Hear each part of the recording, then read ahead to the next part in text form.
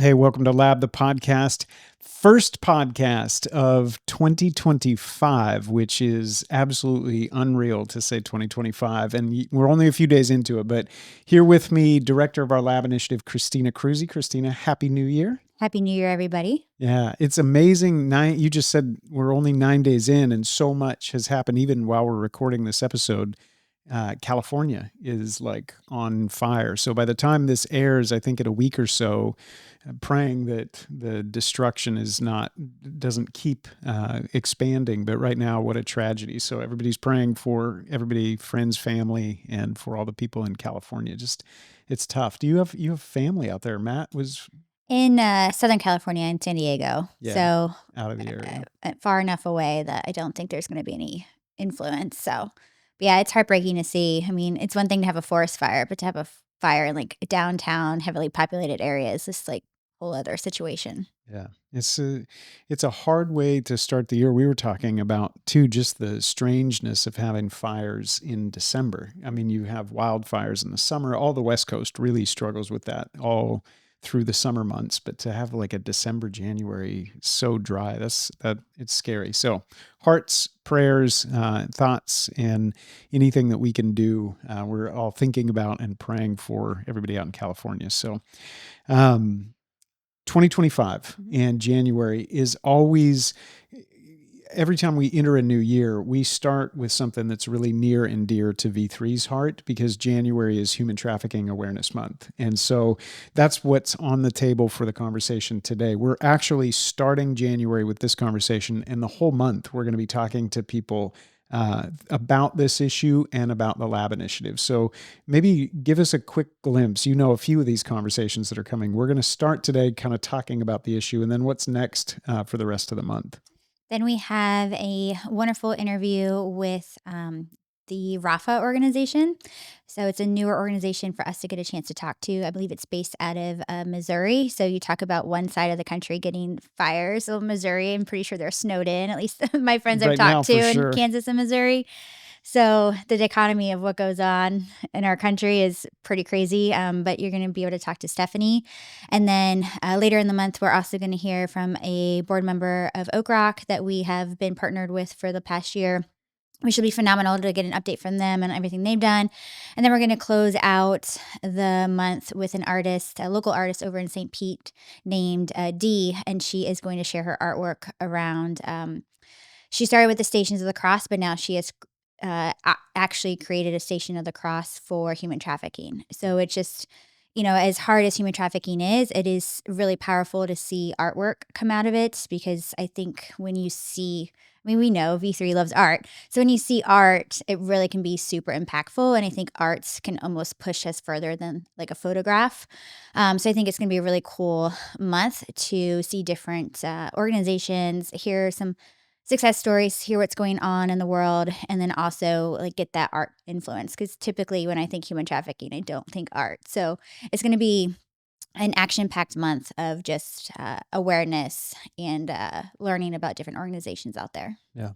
Well, it's awesome. Thank you for the overview of that, but also all the work behind the scenes. And we'll talk a little bit about what was accomplished from an economic standpoint and from a partnership standpoint in 2024. But we're in your debt. You came on in November of 2023 and have really taken this and become the point person for V3's work to see the life and beauty of the gospel not just be an idea that we talk about, but an embodied reality. We always talk about that on the show, that the real win for V3, we were just talking about Simon Sinek's idea of a cause concept. Like, what's the dream for the work we're doing? And it's really that we would wondrously reveal Christianity and invite people to know God personally, and that power of the gospel would transform lives and would embody the way, or animate the way we live our embodied lives, and that there would be more life and more beauty in the world. And that doesn't just show up in art museums. It doesn't just show up in establishments that can curate and hold beautiful pieces of art. The life and beauty of the gospel springs up in the darkest and most devastating and most broken places like California, places like Hawaii, where the wildfires broke out, places where there is intense pain and suffering, even death and kenotic experiences. That's where you see these appearings of a turn and something unexpected where the power of God is able to come into an area and open a door of hope. So that's the lab initiative for us. We started it way back when in 2019 with this idea that as we talk about and advocate for and point to the life and beauty of the gospel in the world, that it wouldn't just be with words, but it would be with actions. And so we brought our team together and we said, where if we were to see the kind of the toughest place where the life and beauty of the gospel could spring up and just bring that beautiful turn of hope, where would it be? And obviously we're in a port city here in Tampa, and it was kind of on everybody's minds at the in that time, and it's continued to be that human trafficking and the people who are victims and survivors of human trafficking would be the place where we would turn that beauty to good, right? And so you came on in 2023 to help us with that effort. How has your faith grown? How have you changed since kind of stepping into that role? That's a really good question. I would say just to be part of the V3 like team as a whole has really pushed my faith. I think being a part of a group of people we're all very different, which I think is amazing. We all come from actually really diverse religious backgrounds, but to be on the same page and just to be able to bounce ideas off of one another. And then when we read those books you give us together, it's always great just to have that. And I think the sense of community is super strong. I think my role in particular, I don't have like the warm fuzzy role. Talking about human trafficking is not always the easiest thing to talk about, but I do really love that like I get to have the difficult conversations with people and to give them a bag of coffee or to do something to let people know there are ways that we can help, because I think we've talked about in another podcast like it can just seem like it's a mountain to climb, but I think God gives us all mountains for a reason, and really the only reason we can, you know, progress as humans, I think, is to climb those mountains. So I think for me, it's been awesome to see the generosity. I didn't know Dave and Susan Ward with Buddy Brew before this. And now I see them out at events or V3 events, or I'll see them at Buddy Brew, and they're always so warm and inviting. So it's been awesome to see like the community come together. Mm. And so I think my faith has definitely broadened just to see other people take interest in this, and not even people necessarily in our V3 circle, but even friends. Like I'll have friends that will listen to one of the podcasts and they'll send me a message, or they'll see a coffee post, or they'll see just something random V3 did and they'll send me a post. So it's really cool to see the ripple effects that has come out of it. And I think it's just such it's a great thing for me to be a part of. And I'm super appreciative of the opportunity. Yeah. It feels that way. I love the way you describe the team. It's our team and all of our partners and even the V3 community. It's such an eclectic mix of people from all different backgrounds, life walks, all these journeys. What we share in common, we always say it, the vision is Jesus. And all of us encountering the person of Jesus. And we talk about that wondrously revealing Christianity, the hope of the gospel, and then inviting people to know God personally. And so you take a group of artists and visionaries and activists and poets and pioneers and people who want to see the life and beauty of the gospel spring up in the toughest places. And really amazing things happen in the midst of really heavy brokenness. And so we'll talk about both of that and maybe start with the thing that's in front of us. This lab initiative is aimed at seeing the life and beauty of the gospel spring up in this particular place of oppressed people and trafficked people. And unfortunately, in our moment, we are still confronting the reality of human slavery being the greatest organized crime, right? The greatest injustice of our moment is the trafficking, the enslavement of persons. And that it went down during COVID. So, but then it took a turn up. So I know that the studies and all of the data just came out from 2024, just to give us a sense of kind of where the current challenge is. What are the numbers telling us from previously, but when the report came out from 2024, what are we seeing? From COVID, I think like most things, a lot of things stopped. So I do think we had that reprieve and that downfall in COVID. And then post COVID, when things started to open back up, we're actually 25% higher than we were pre COVID. So things have not gotten better, but it's not necessarily like we were talking before. It's not necessarily sex trafficking. It could be anything from like labor. So maybe, labor costs in different countries or different areas are getting tighter. So now people are being forced into labor situations, or maybe they weren't forced in those situations before. So it's a very complex, but human trafficking is much more diverse than just sex trafficking. Yeah. It's interesting that 25% uptick. If you look at the data that came out, they charted it from 29. You were kind of here, and then there was actually a decrease, as you said, in 2020 with with COVID and the way the world changed, and there was not traffic and movement, so that maybe slowed things. Maybe it was underreported. Who knows?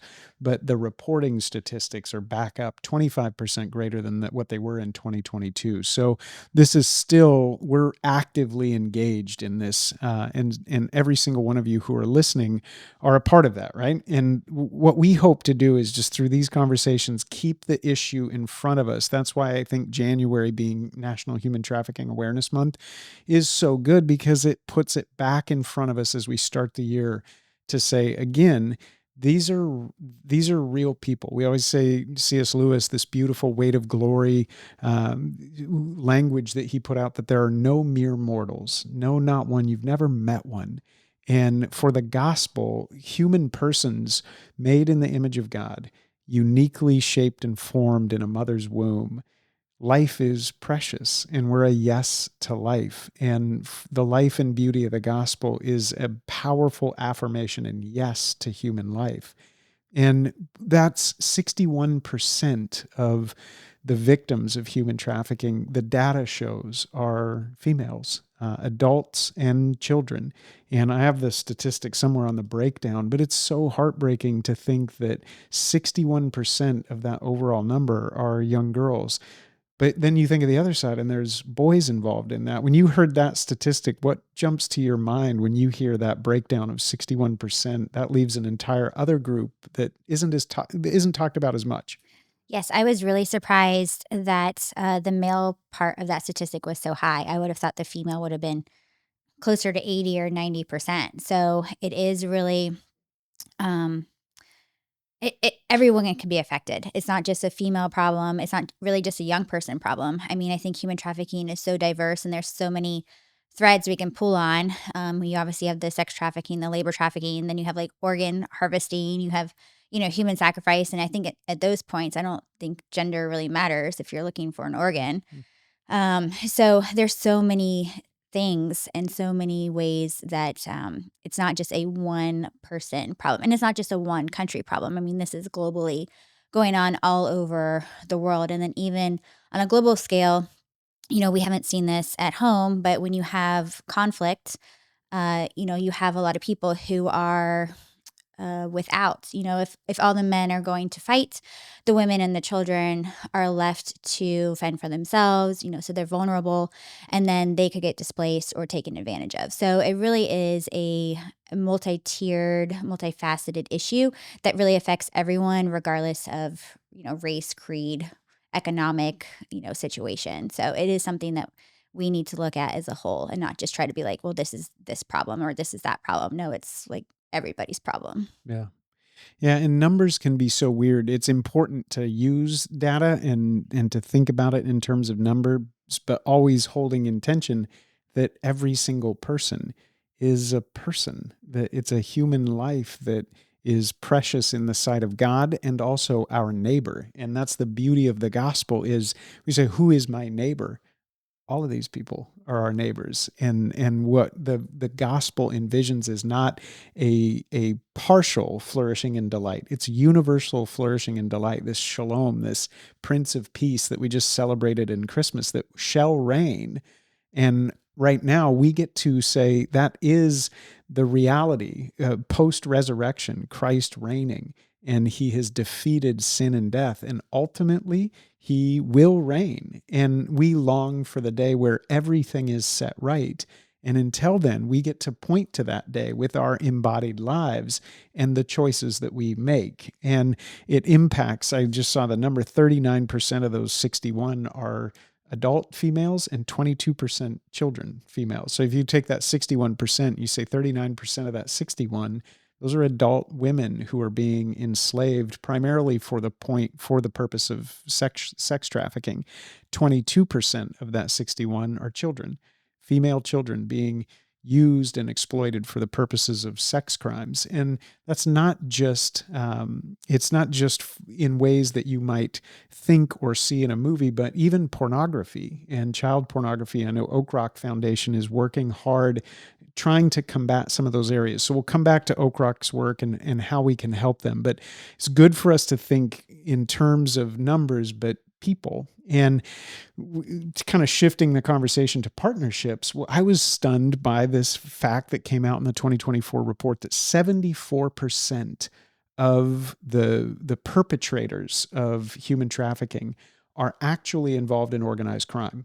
So when they do the cases and when these prosecutions are made, 74% of the people involved in enslavement of people and exploitation of human persons are involved in organized crime, which is interesting when we think about the solution, right? Because if you think about William Wilberforce and the abolition movement and that end to a form of slavery, the idea is it's not just one person, but there was William Wilberforce, but then there was the Clapham sect.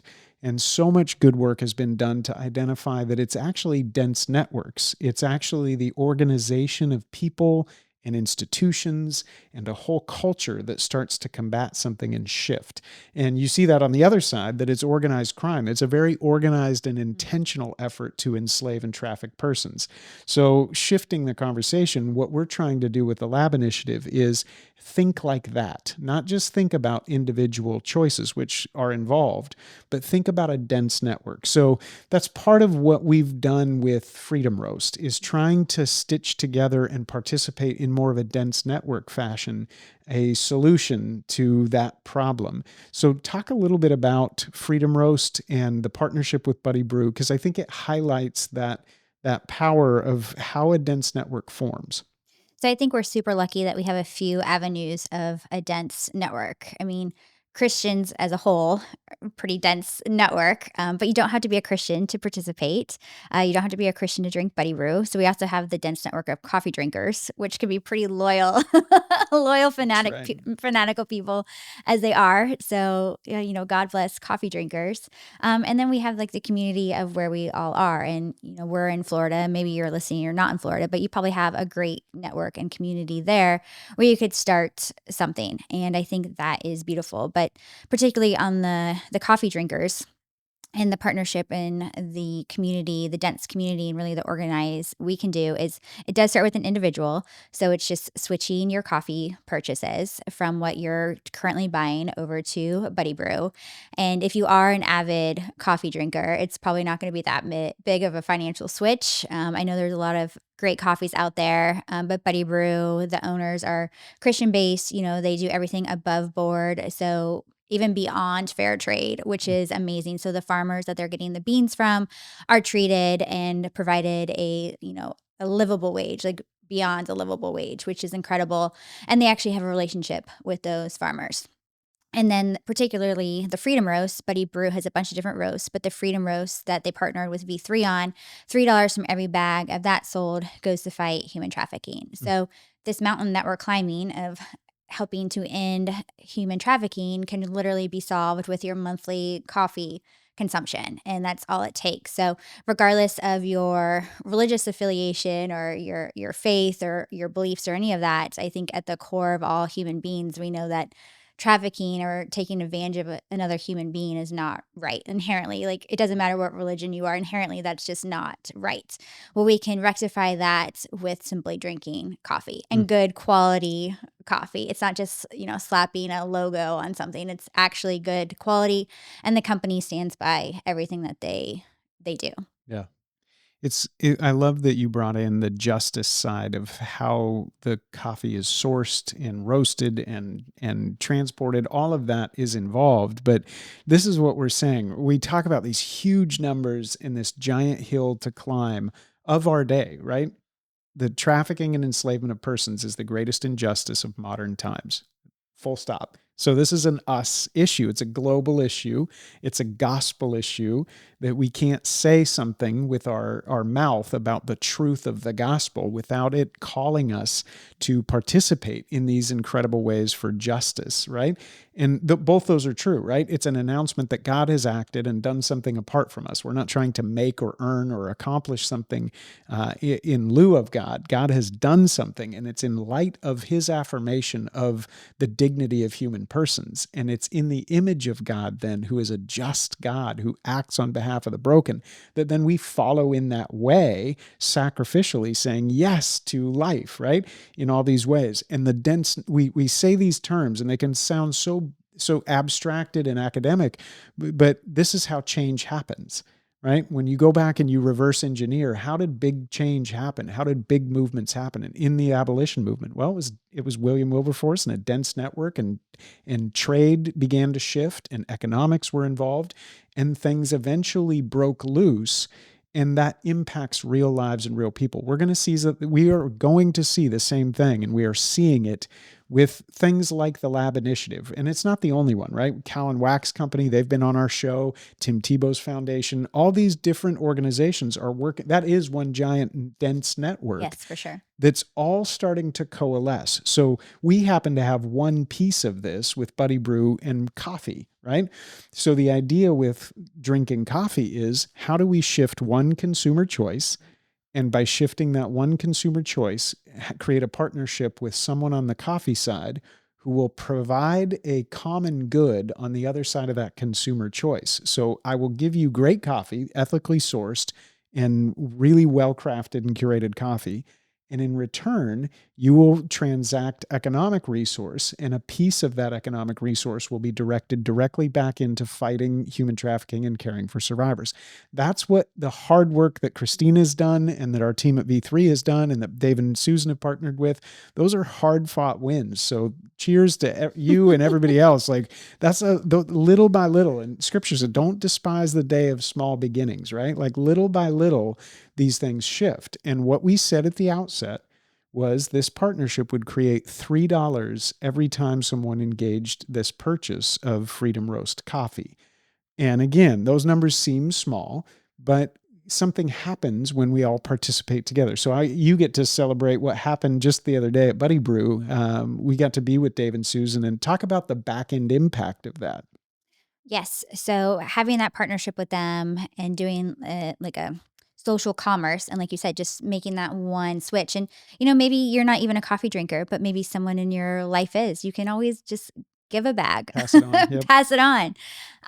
But we were super fortunate to be able to meet with them last month, and they let us know what the breakdown was for 2024 on bags sold.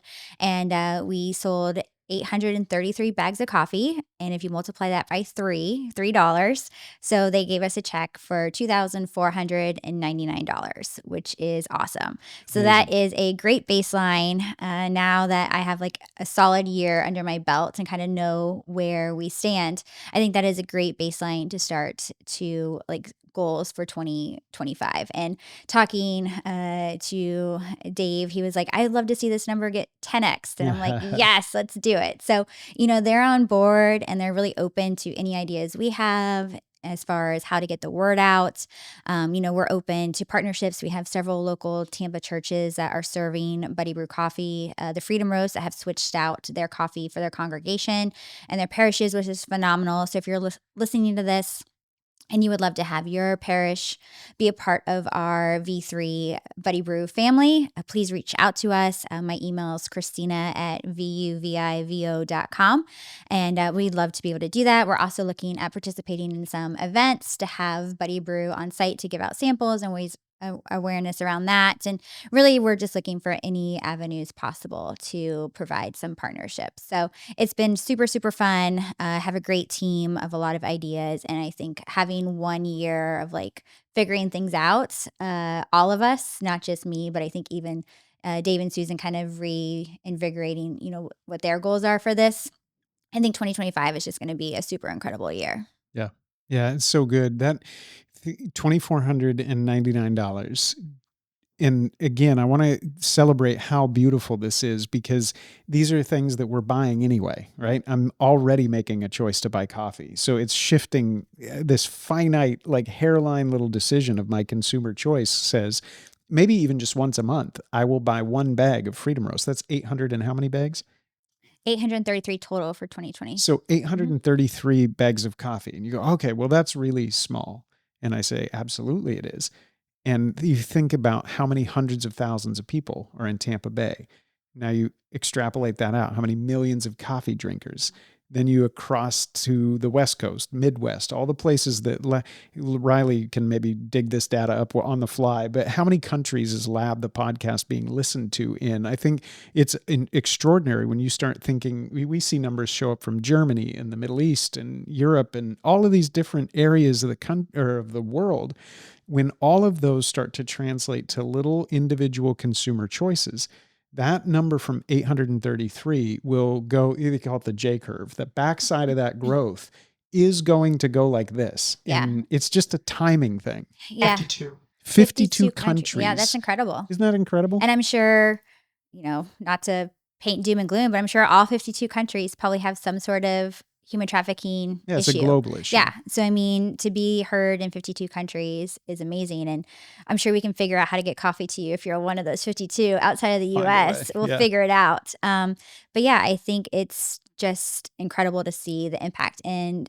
there's a book, I think it's Adam Grant, The Tipping Point. Mhm. So you just never know like what is going to be that tipping point. Maybe someone listening to this podcast today is that tipping point. Maybe they're like, oh, I actually have this connection, have this connection, and this connection. And 6 months from now, we're like, what happened? Like, Yeah. where did this go? And I think that's just the exciting part of it. And I think back to your first question you asked me about faith, like I think that is a faith walk, is like you just have to do what we can, and it might seem small, but you never know when that tipping point or that Mm. J curve is gonna take off. And I think that's like the beauty, the excitement of it. That's Yeah. just so beautiful to be like, well, when is this gonna take off? And it's gonna be like, do you remember when? Do you That's remember right. when Yeah. the fewest bags we ever sold was 833? Yeah.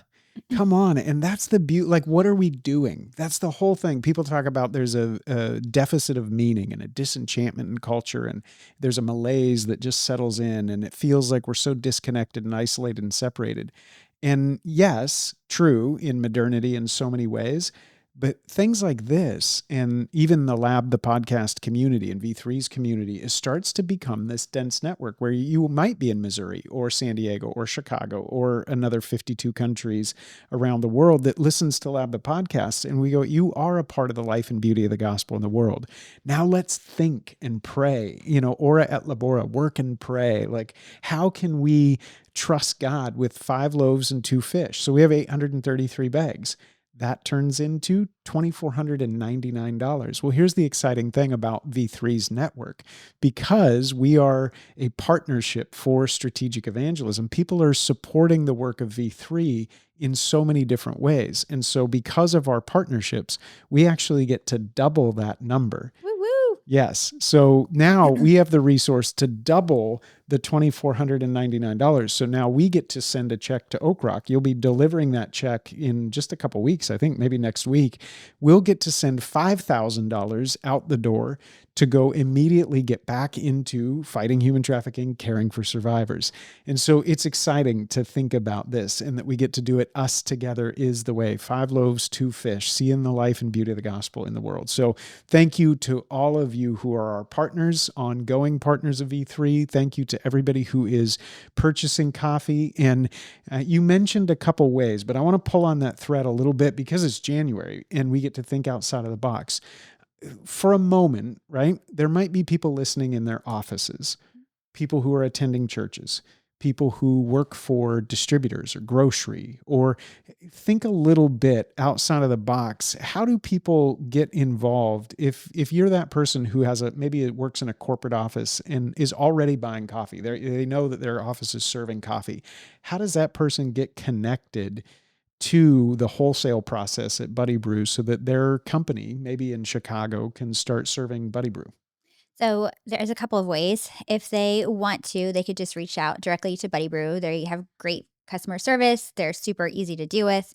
If they would like me to be the conduit, they can reach out to me again. Just email me, Christina with a CH at vuvivo.com, and I can help that process. But it's definitely being creative. I mean, we actually have a really good relationship with a farmer in the east part of the county, and he was willing to have the Buddy Brew at his store or his little like market. So people can literally get a one-stop shop. They get their fresh fruits and vegetable. They actually have some like organic soap and stuff, and then they can pick up Buddy Brew instead of coming all the way into the city. So we're hitting a whole other more rural demographic. So it doesn't have to be anything that's like super traditional. We can definitely think outside the box. But yes, if you have a school, Mm, a daycare, a church, a doctor's office. I mean, anyone who wants to drink not just good quality coffee, but coffee where you know your money is going to. I mean, as a consumer, our dollars are basically our vote. mm. And I can't research everything that I buy. I mean, that's all I would do all day if I just researched every single thing I bought. But I know that when I buy Buddy Brew, like the money is going towards a company that like I can stand behind and I can represent. And I know that they're going to be good stewards of the money, not just the $3, but like the rest of their profit. I know that they're going to be good stewards too. And I can't necessarily say that for every other company out there. So it really, being a consumer, we have a lot of power. That's right. And I think if we're already buying something, maybe it's not a budget change at all. Maybe it's the same cost of what you're already doing. Maybe it is a little bit of a budget change, but can you tweak your budget to match your values in 2025? And, Yeah. it is the start of a new year. Maybe you're working on your personal finances and you're trying to figure out, I want to give more this year. Okay, well, maybe you don't drink coffee. Maybe you want to drink coffee. So maybe you buy coffee and you donate the rest just to the general lab initiative fund. If you have, it's easy to plan if you like have a plan instead of like on a whim. So if you want to buy Buddy Brew coffee, like figure out how to get it into your organization's budget or figure out how to get it into your household budget. And then in our personal budget, I get 3 bags. We get 3 bags sent to our house. I do not drink 3 bags of coffee a month. So I always have an extra bag or 2 on hand to give or Mm. to share.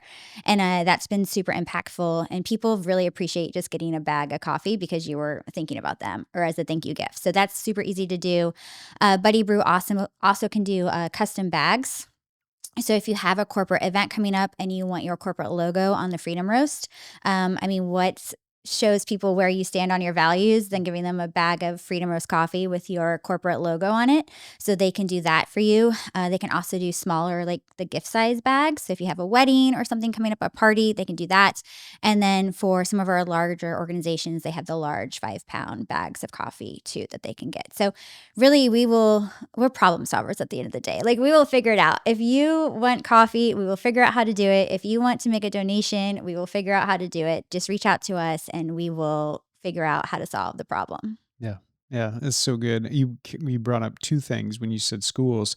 We just donated and with Buddy Brew, they may have donated it directly, a mug and some Freedom Roast for one of our kids' schools gala and I love fundraiser. that. So you might be getting ready for a school auction or something. Think like that. And how can our consumer choices be a part of this broader, dense network and this bigger story and those little catalytic movements that can create incredible downstream impact. So I love that. And Buddy Brew also has a truck, and we've They talked do. about going out and actually hosting events and tasting.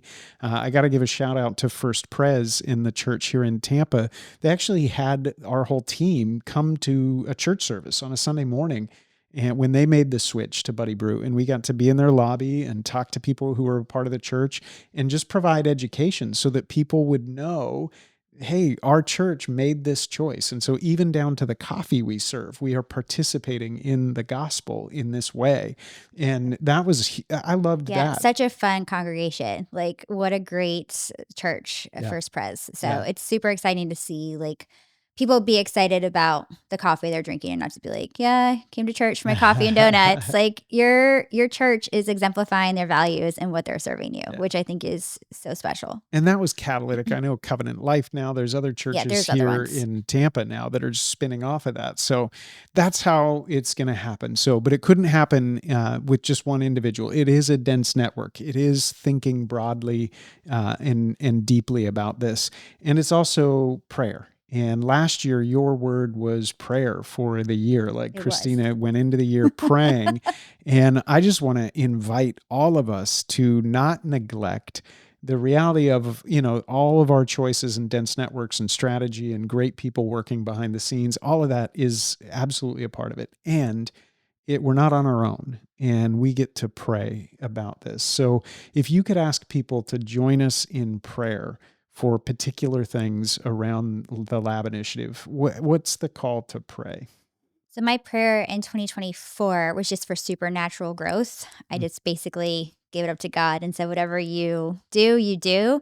And I think that that is a super easy prayer. If you want to get more if you're granule prayer and you're like, I want to pray for every little person, I think praying for David and Susan Ward and Yeah. Buddy Brew, praying for the coffee growers, Mm. praying for Oak Rock, praying for those who are currently being rescued, praying for those who are not yet rescued, praying for the whole ecosystem that is human trafficking on both sides. Even praying for the hearts of those who are trafficking to get their hearts changed, because I mean that's like a whole other thing. Is like what kind of person, what happened to that person to make them want to traffic somebody else?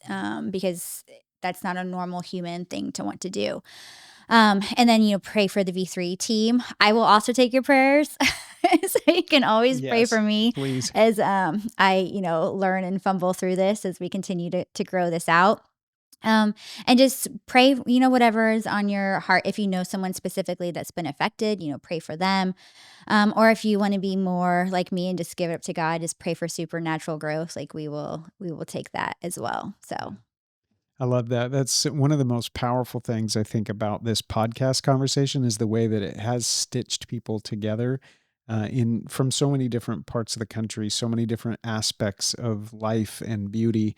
And it's so fun to ask people like, how can we pray for you?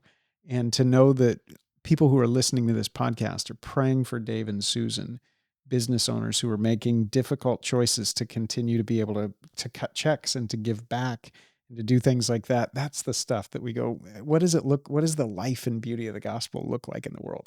That's it, right? Like what God is doing in and through everybody. So cool. So great to spend the first podcast of 2025 really keeping this issue very front and center for us. And Christina, thank you for praying and leading in such a faithful way. I think that ending 2024, we're going to be able to celebrate a ton of things that God does. But already being able to send $5,000 out the door in the first month of the year to Oak Rock is a really, really beautiful thing. So thank you for everything. And thank you all for being a part of the Lab Initiative and the life and beauty of the gospel. And here's to what we can't yet see, right? yes, Yeah. thank you. Cheers.